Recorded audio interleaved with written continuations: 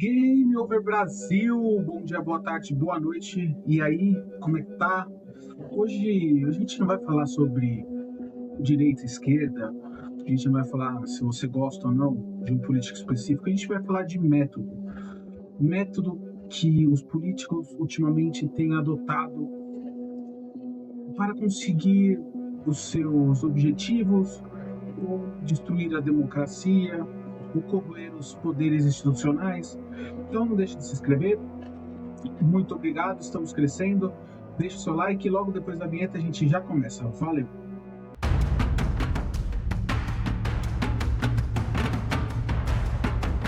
A política que a gente enxerga no noticiário costuma responder à pergunta: o que foi feito? Hoje eu quero responder outra pergunta: como foi feito? Existe um método nisso. Duas chaves explicam isso: o hardball e o executivo gigante. Quando você entende essas duas ideias, as peças começam a se encaixar. Decretos que mudam políticas inteiras, prioridades penais que parecem contornar decisões da justiça, uso de decisões, pressões sobre órgãos que deveriam ser independentes. Nada disso precisa acontecer com tanque na rua, mas sim com caneta, prazos, precedentes e retórica. E é isso que nós vamos conversar hoje, com calma, sem jargão, passo a passo. Vamos começar pelo começo. O que é o exagero constitucional? Imagine um jogo com regras escritas. No futebol, a regra permite você recuar a bola para o goleiro, porém, ficar recuando o tempo todo é chato.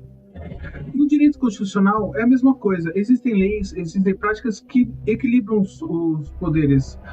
O hardball é quando você estica essas regras que seguram esse jogo. Ele não rasga a Constituição, ele estica a Constituição. E ele faz isso de 4 jeitos. O primeiro jeito é usar leis de emergências para mudar as políticas lógicas. Uma lei pensada para situações especiais é pensada para ter botões que fazem com que o político não tenha normalmente. Porém, a partir do momento que você transforma a exceção em regra prática, pode ser até legal, mas desloca o debate do legislativo para o presidencial e depois para o judiciário. É decretar tudo agora e discutir depois. O segundo jeito é a ordem executiva, que você executa hoje, o executivo executa, o Congresso vai demorar um tempo para verificar aquilo e o judiciário só depois de meses vai julgar isso. Isso altera tudo na dinâmica política. E outras são as verbas. As verbas são utilizadas para pressionar os governantes. E outro jeito é a priorização penal. Como você restringe a prisão ou caça inimigos? É muito simples. Você cerca o foco do crime. Então você coloca uma lei executiva que você não quer exatamente deixar claro qual é o crime, mas que você cerca com essa ordem executiva o que poderia ser crime, e assim você atinge o crime mais especificamente, desviando o foco da sua ação. Mas a gente vai falar com exemplos mais para frente. O quarto jeito é o condicionamento de verbas. Dinheiro público é a coluna central do governo. Quando o executivo controla a torneira, ele pode usar repasses e convênios para forçar municípios e estados a agirem como ele quer e faz adesão a determinadas políticas. Tecnicamente, isso pode ter amparo, porém, é esticar as regras do jogo, hardball, e acaba virando um joystick sobre as cidades. Então, você só vai receber verba pública ou se você me apoiar ou se você fizer alguma coisa. Ilegal não é, mas é esticar muito a Constituição e as leis, e a ética também. Agora, a outra parte do nosso conceito, o hardball e o executivo gigante, a gente tem que entender que essas duas partes elas andam juntas. Quando você usa a teoria do hardball para esticar as regras do jogo, O que você está querendo fazer? Essas regras esticadas ao seu controle. Então, você vai lá, coloca um decreto, esse decreto vai demorar alguns dias, meses, para ser julgado ou pelo Congresso ou pela Câmara. Nesse tempo, você governou com essas novas regras. Suponhamos que isso vai para o Judiciário. O Judiciário vai demorar meses para julgar isso. Nesse tempo você fica conduzindo o país com essas regras, e aí o Judiciário normalmente ele fala isso pode, isso não pode. Então, o que você fez e o que você não fez, o que não pode, você pega aquilo e adequa para outra decreto, e o que pode, você já deu mais um passinho na quebra da instituição, e com esse passinho o seu governo vai ficando cada vez maior e mais poderoso. Uma fotografia disso de longa duração, você vai vendo que a democracia vai acabando caindo e vai diminuindo a democracia e aumentando o poder e a concentração de poder no executivo. O governo gigante nada mais é do que isso: você trazer todos os assuntos do país para você executivo tomar as decisões. E quando isso não é minha competência, porque muitas das vezes não é, muitas das vezes precisa de debate, muitas das vezes precisa de conversa, você já toma uma decisão, você já espera que ela é judicializada e você já espera que essa decisão, se passar, você vai ter mais poder. Se passar um pouquinho, você vai andar um pouquinho a mais para o desequilíbrio das instituições.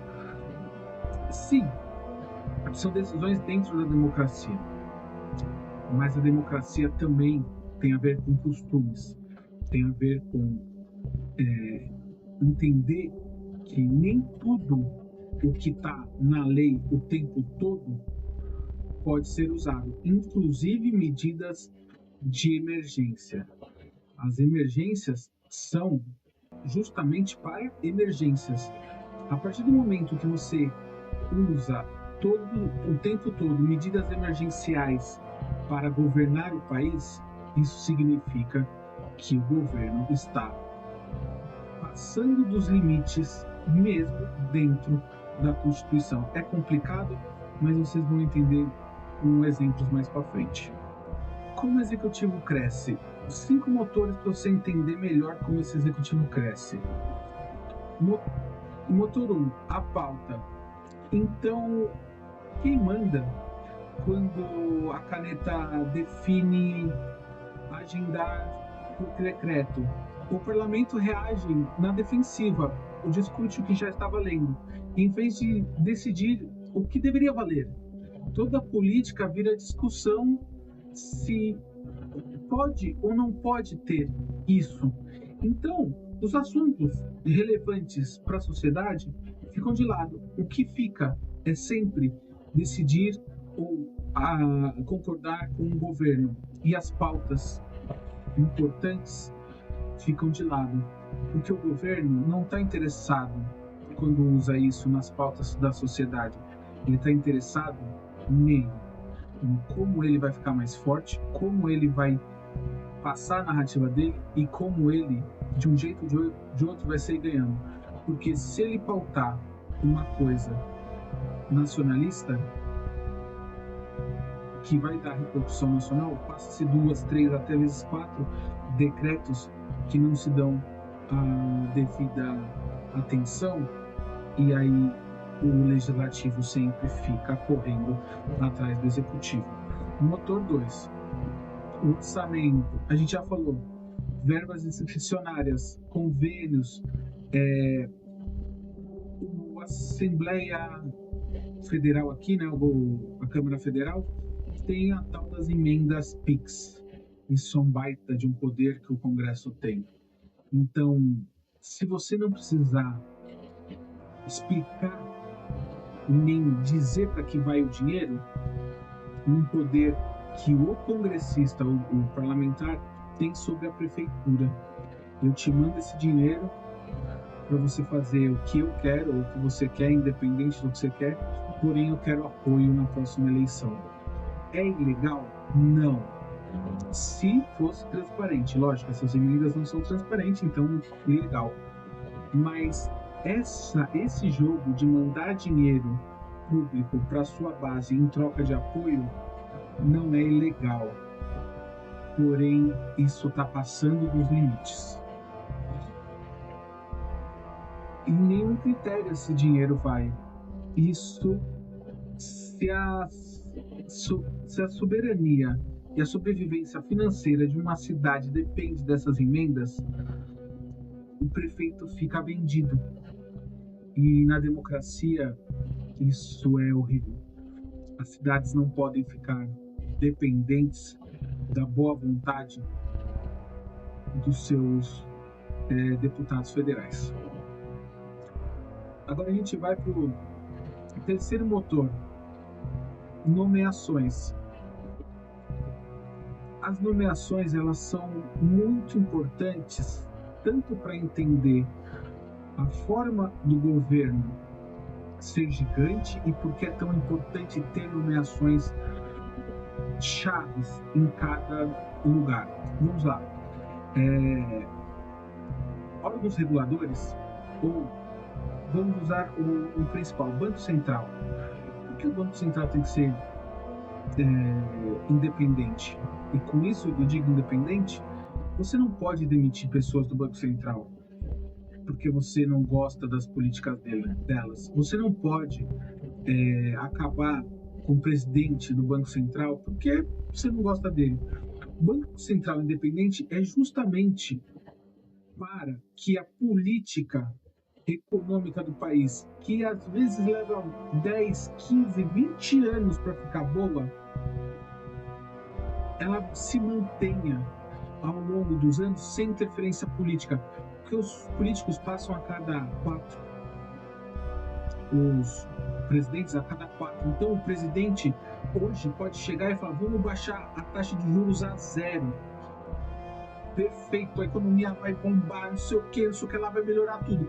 Porém, isso ao longo prazo vai nos levar para uma crise, para uma recessão, por enfim, diversos problemas futuros. Por isso, a independência de cargos são importantes. Só a partir do momento que eu, como Estado gigante, com meu hardball pesado, a cada vez mais pulando um pouquinho a grade, empurrando as regras cada vez mais um pouquinho por pouquinho, eu tenho o direito na minha cabeça de fazer o que eu bem entender, inclusive acabar com cargos e pessoas que estão na administração pública independentes de político. Eu exijo que essas pessoas sejam demitidas e coloque no lugar delas pessoas que pensem que nem eu. Isso é um fator importante para você entender o governo gigante e o hardball. Pessoas com pontos chaves devem ter a sua garantia de emprego para que as políticas que os políticos não conseguem fazer a longo prazo se mantenham. Políticas que não dependam de popularidade, mas sim de estratégia de país. E os governos que usam hardball, que usam um governo gigante, têm a tendência a destruir esse conceito. A gente vai ver daqui a pouco com exemplos. E o quarto motor do governo gigante é justamente a acusação. Quem decide o que vira caso e o que não vira tem um poder gigante e silencioso. Quem decide quem vai fazer uma investigação é literalmente uma das mecânicas da democracia mais importante, mais silenciosas e que deveria ficar totalmente isento. A partir do momento que o governante tende a mudar essa dinâmica, o único objetivo é a caçada de inimigos ou mesmo a construção de uma narrativa. Então, esses mecanismos vão fazendo parte da nossa construção de política gigante e degradação da democracia. A autonomia do Ministério Público e da Procuradoria ele é fundamental e não pode ser em nenhum momento atacado e nem pressionado pelos governantes. O motor 5 é a retórica de crise. Se sempre o governo está em crise, o tempo todo, estamos em crise, estamos em crise, estamos em crise. Então essa crise me dá direito a usar mecanismos de crise que não são habitualmente utilizados. Essa crise me dá o direito de querer tirar pessoas, funcionários públicos que estão lá e têm o seu objetivo, por isso que eles são fixos, porque afinal de contas estamos em crise, precisamos mudar. Então, quando tudo vira crise, a crise se normaliza, isso não é uma democracia saudável. Por isso que o tempo todo grandes populistas precisam colocar o país o tempo todo em crise. Isso justifica tudo.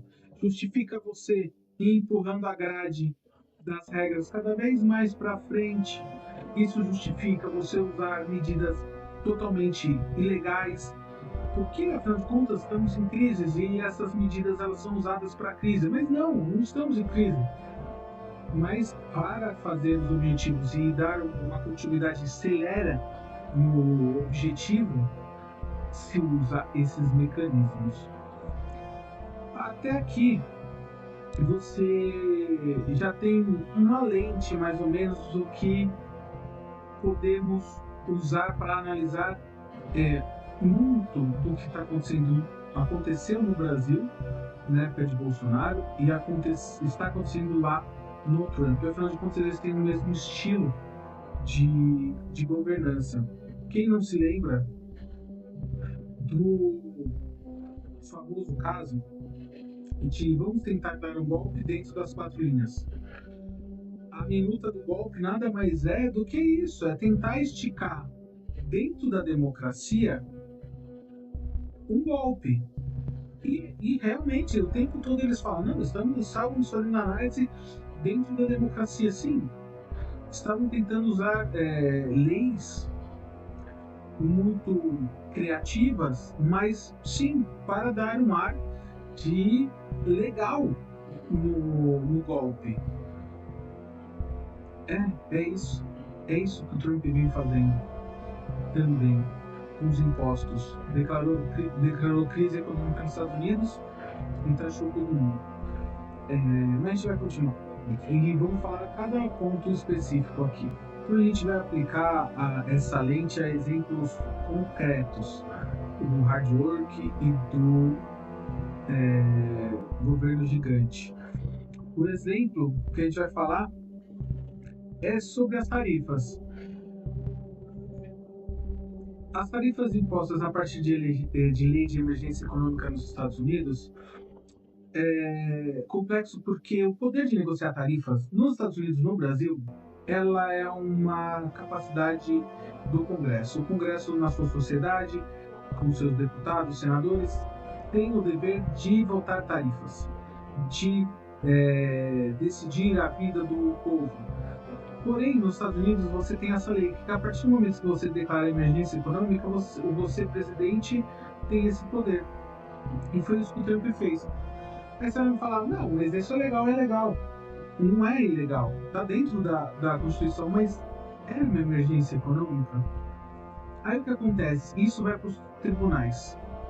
Os tribunais vão julgar. Os tribunais vão dizer, isso pode e isso não pode. Normalmente é isso que acontece nos tribunais. Essa parte aqui tá legal, essa parte aqui não tá legal. Bom, o que já aconteceu nos Estados Unidos, algumas tarifas foram julgadas ilegais e outras foram julgadas legais. O que foi julgado legal, Trump pegou, isso aqui é legal, então calma aí, então deixa eu fazer um novo decreto. Ele fez um novo decreto com aquela parte que era legal. Entendeu? que ele deu mais um pulinho na corrosão das instituições, o que era muito complexo de se fazer, porque sim, a democracia tem seus contrapesos,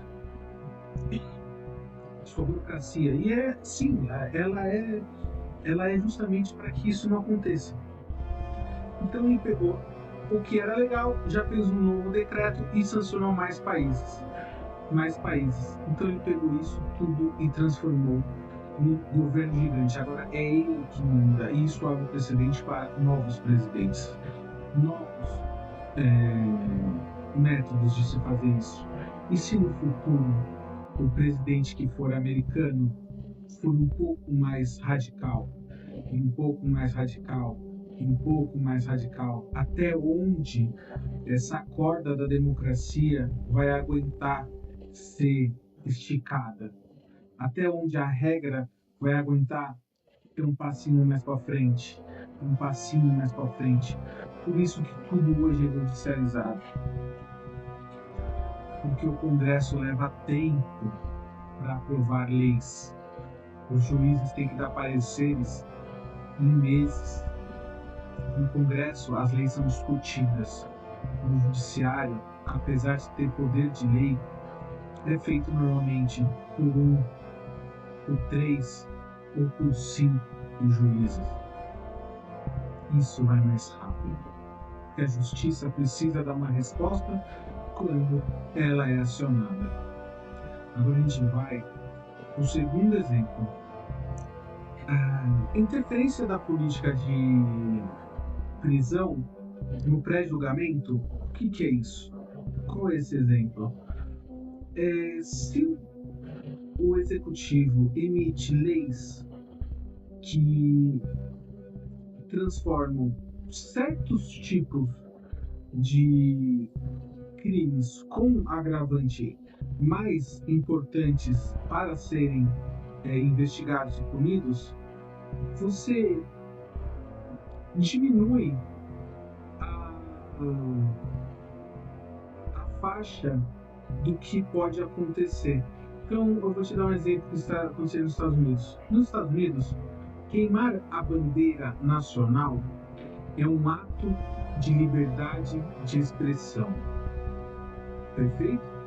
Aqui no Brasil é proibido, mas nos Estados Unidos eles entendem que queimar a bandeira é um ato de liberdade de expressão, enfim, a expressão que você quer fazer. Porém, Donald Trump não acredita nisso. Então, o que ele fez? Ele deu uma ordem executiva à capital dizendo que crimes que tenham a bandeira dos Estados Unidos sendo queimadas, elas devem ser investigadas mais profundamente. Certo? Ele não está penalizando a bandeira, criminalizando quem queima a bandeira, porque isso é liberdade de expressão. Ele está priorizando investigação para essas coisas. E está dizendo que se queimar a bandeira pode, porém pode ser considerado também tumulto, pode ser considerado baderna, enfim, de outras formas. Não está lá dizendo que queimar a bandeira é proibido, mas que se queimar a bandeira pode ser caracterizado também nesse tipologia de crime. E ainda mais. Bom, esse vídeo ficou longo, eu dividi ele em 2 etapas. Então, deixe de se inscrever, deixe seu comentário. E amanhã, meio-dia, vai sair a segunda parte desse vídeo. Sobre a hardball e o Estado gigante. Só para fechar essa primeira parte, o hardball nada mais é do que os governantes tentarem, de um jeito, aumentar um pouco mais a linha do campo. Então eles colocam a linha do que eles podem fazer um pouco mais para frente, com decretos, com estados de emergência, e que isso, de um jeito ou de outro, vai parar no judiciário. Aqui no Brasil acontece demais, nos Estados Unidos está acontecendo bastante. Esse hardball também influencia órgãos como bancos centrais, e o Estado gigante nada mais é do que o Estado com poderes maior do que ele está acostumado a ter. Isso tudo dentro da legalidade, usando de meios legais e corroendo a democracia. Muito obrigado e até amanhã.